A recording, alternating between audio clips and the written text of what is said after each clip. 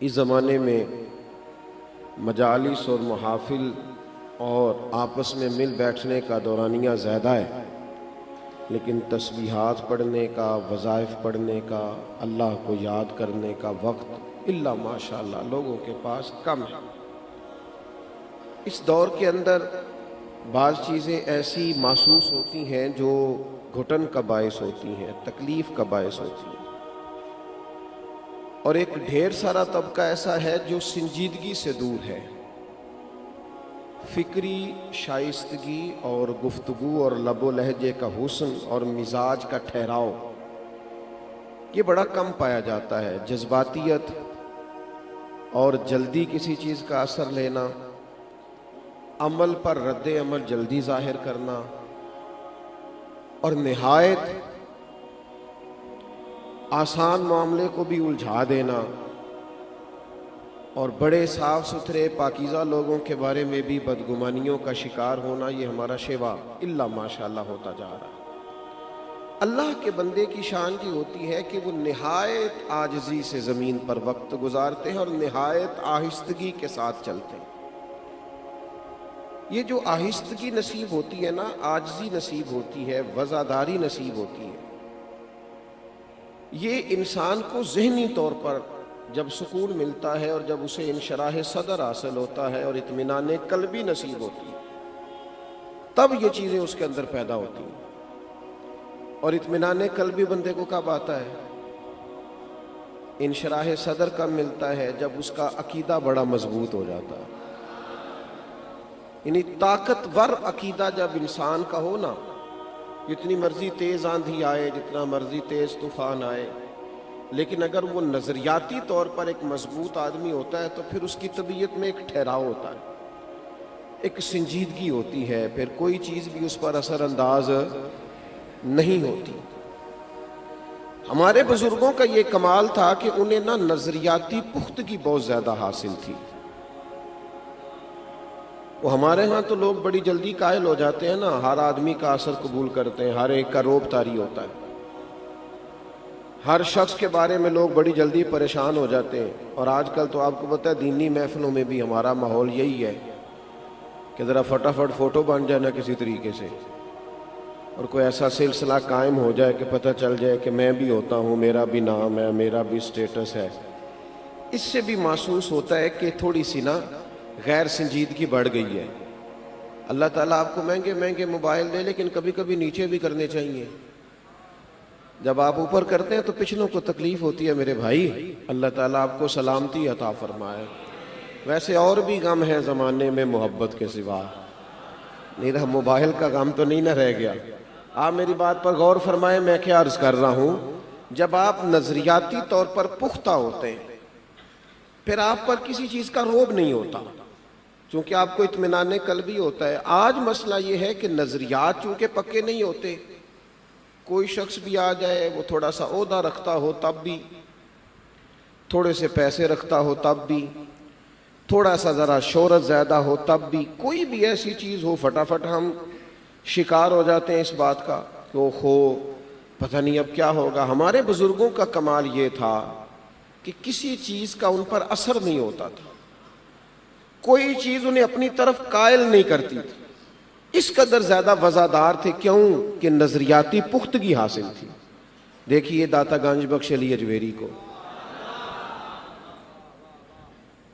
ہندوؤں اور سکھوں کے بیچ ایک شخص وقت گزارے، اور وہ مقامی نہ ہو، پردیسی ہو، کہیں اور سے آ کے کسی اور جگہ ٹھکانہ کرے، لیکن آپ ان کی مسجد کو دیکھیں، ان کی کتب کو دیکھیں، ان کے کام کو دیکھیں، ان کی منصوبہ بندی کو دیکھیں، یعنی ایسا نہیں محسوس ہوگا کہ وہ ہر وقت گھبرائے ہوئے تھے تو ان سے لکھا نہیں جاتا تھا، ہر وقت پریشان تھے تو ان سے کچھ کہا نہیں جاتا تھا، ہر وقت ان پر کسی چیز کا روب طاری تھا تو وہ کوئی کام نہیں کر سکے۔ جس طرح آج ہمارے بکھرے ہوئے خیالات ہوتے ہیں، الجھی سی باتیں ہوتی ہیں، محسوس ہوتا ہے کہ کچھ غیر مطمئن سے ہیں، کہیں ٹھہر جائیں تو پھر کوئی کام بھی کریں۔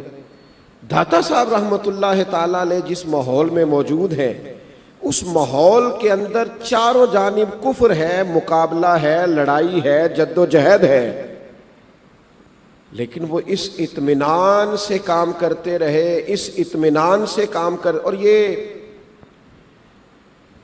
آپ کو اس بات کی بھی حیرت ہوگی، یہ جو صوفیاء کے بہت بڑے بڑے عرس ہونے لگے ہیں، یہ اب ہونے لگے ہیں ان کے وصال. آپ کی توجہ ہے میری بات پر؟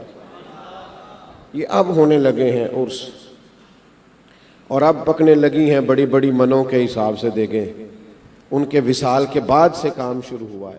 ان کی زندگی تو ساری مقابلوں میں گزری ہے، جد و جہد میں گزری ہے. وہ تو اس دور میں تو آپ دیکھیں نا، خواجہ اجمیر علیہ رحمہ کی آپ سوانح مبارکہ کو پڑھیں، کیا کیفیت تھی. وہ یہاں خیمہ لگاتے تھے تو کہا جاتا تھا اٹھا لو. انہیں پریشانی کوئی نہیں تھی، مطمئن تھے بڑے. انہوں نے یہاں سے اٹھا کے خیمہ وہاں لگا لیا، اس لیے کہ صوفیاء سمجھتے تھے ہم خوشبو ہیں، ہم جہاں بھی بیٹھ جائیں گے خوشبو آئے گی. خوشبو کو مہکنے سے کوئی روک سکتا؟ انہیں اطمینان حاصل تھا کہ ہم جہاں بھی ہوں گے ہمیں اللہ کا فضل ہے، یہ خوشبو پھیلے گی.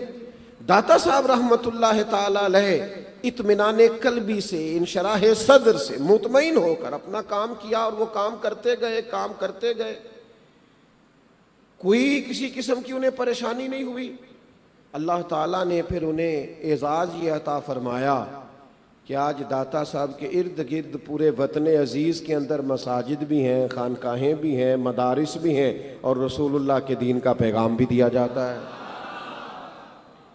اعلیٰ حضرت فاضل بریلوی رحمۃ اللہ تعالیٰ علیہ کی آپ مبارک زندگی کو دیکھیں تو اعلیٰ حضرت رحمۃ اللہ تعالیٰ علیہ بد مذہب کے بارے میں بھی لکھتے ہیں.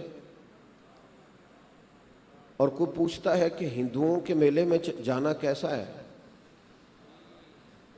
ایک جگہ کثرت ہو کسی کی اور ان لوگوں کا پورا زور ہو، ملک ان کے نام پر کہلاتا ہو. آج بھی ہندوستان ہی کہا جاتا ہے نا، لیکن وہاں بیٹھ کر یہ سوال پوچھا جائے کہ ان کے میلے میں جانا کیسا ہے.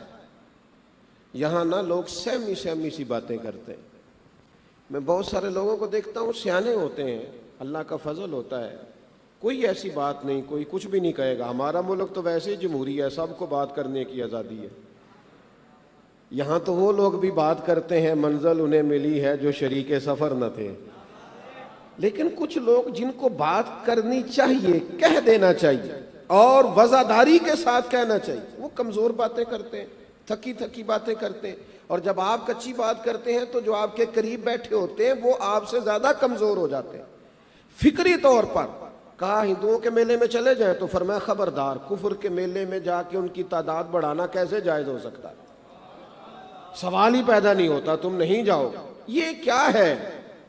میری بات کو آپ سمجھیں.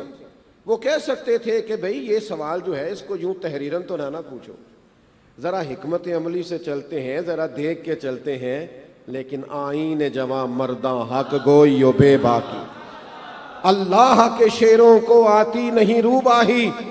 میرے بھائی جب آپ کو انشراح صدر حاصل ہوتا ہے پھر آپ وزادار ہو جاتے ہیں، پھر آپ باوقار. اور ایک اور بات بھی ذہن میں رکھنا، یہ بھی ضروری نہیں ہوتا کہ فوری طور پر سارے لوگ آپ کی رائے سے اتفاق کریں.